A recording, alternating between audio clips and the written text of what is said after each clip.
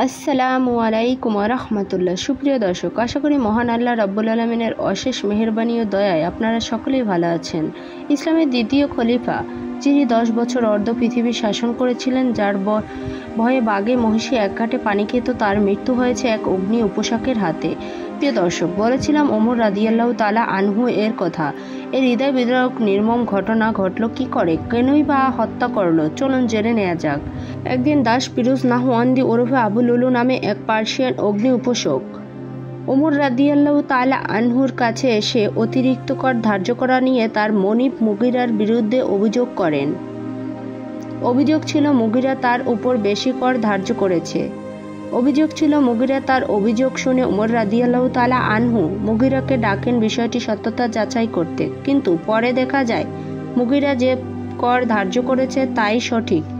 এ বিচারে মুগিরা সন্তুষ্ট হলে আবু লুলু মনে মনে খুব রাগান্বিত হয়।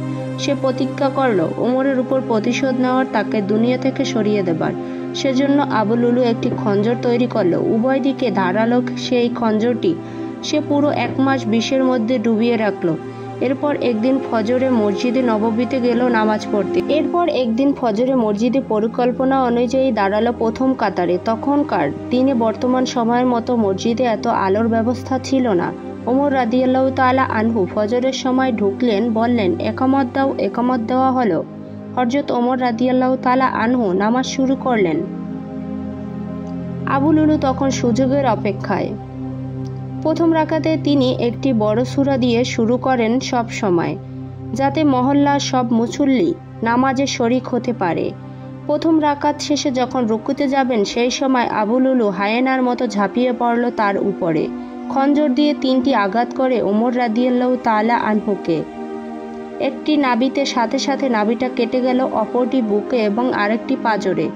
তিনি একটি চিৎকার দিয়ে মাটিতে লুটিয়ে পড়েন। এরপর ওমর রাদিয়াল্লাহু তাআলা আনহুকে পিছনে নিয়ে যাওয়া হলো এবং হযরত আব্দুর রহমান ইবনে আওফ রাদিয়াল্লাহু তাআলা আনহু সংক্ষিপ্ত 2টো সূরা দিয়ে নামাজ শেষ করেন। আবু লুলুর পালানোর সময় কাতারের মাঝখান দিয়ে যায়, আর কাতারে থাকা মুসল্লিদের বিষাক্ত খঞ্জর দিয়ে ডানে বাঁয়ে আঘাত করতে করতে দরজার দিকে এগিয়ে যায় সে। আঘাত করা 13 জন মুসল্লির 7 জনই তৎক্ষণাৎ শাহাদাত বরণ করেন। আব্দুর রহমান ইবনে আওফ রাদিয়াল্লাহু তাআলা আনহু তার নিকটবর্তী গেলে তাকে আঘাত করতে উদ্যত হয় আবু লুলু। তিনি একটু পিছিয়ে নিজের গায়ের চাদরটি খুলে সরিয়ে সেটি ছুড়ে দেন আবু লুলুর দিকে। এবার সাহাবীরা তার দিকে এগিয়ে গেলে আবু লুলু নিজের গলায় বিষাক্ত ছুরিটি চালিয়ে দেয় এবং মৃত্যুর কোলে ঢলে পড়ে। আব্দুল্লাহ ইবনে ওমর রাদিয়াল্লাহু তাআলা আনহু বলেন, আমার আব্বার ক্ষতগুলো দেখে অন্নগড় রক্ত ঝরছে। তখনই আমি নিজের পাগড়ি খুলে আব্বাজানের ক্ষতস্থানে বেঁধে দেই। ততক্ষণে তিনি জ্ঞান হারিয়েছেন। আমরা তাকে নিয়ে বিছানায় শুইয়ে দেই। বেশ কিছু সময় পর আমিরুল মুমিনুন জ্ঞান ফিরে হুঁশ ফেরার পর প্রথম প্রশ্ন ছিল, জানেন আমার নেতৃত্বে যে ফজরের নামাজ শুরু হয়েছিল সেটা কি শেষ হয়েছে? তোমরা ছালাত আদায় করেছ? সুবহানাল্লাহ। আমরা হলে বলতাম কি? সবাই সমস্বরে জবাব দিল, জি, আমরা নামাজ আদায় করেছি। তাদের জবাব শুনে তিনি বললেন, আলহামদুলিল্লাহ।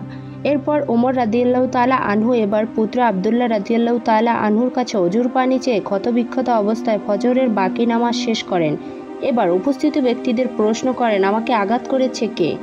নামাজ শেষ করার আগ পর্যন্ত তিনি নিজের আঘাত সম্পর্কে একটি প্রশ্নও করেননি। উপস্থিত সাহাবী উত্তর দিল, অগ্নিপূজক আবু লুলু। একথা শুনে তিনি বললেন, আলহামদুলিল্লাহ, কোনো মুমিন আমাকে হত্যা করেনি। এরপর ঘরে হাকিম প্রবেশ করলেন। তিনি এক পেয়ালা দুধ আনিয়ে ওমর রাদিয়াল্লাহু তাআলা আনহুকে পান করালেন। তিনি পান করলেন, কিন্তু কিছুক্ষণের মধ্যেই তা তার ক্ষতস্থান দিয়ে বেরিয়ে এলো। হাকিম হতাশ হয়ে বেরিয়ে গেলেন। উপস্থিত যারা আছেন তারা যা বোঝার বুঝে নিলেন। এভাবে প্রায় 3 দিন অতিবাহিত হওয়ার পর 644 সালের 3 নভেম্বর ওমর রাদিয়াল্লাহু তাআলা আনহু শাহাদাত বরণ করেন।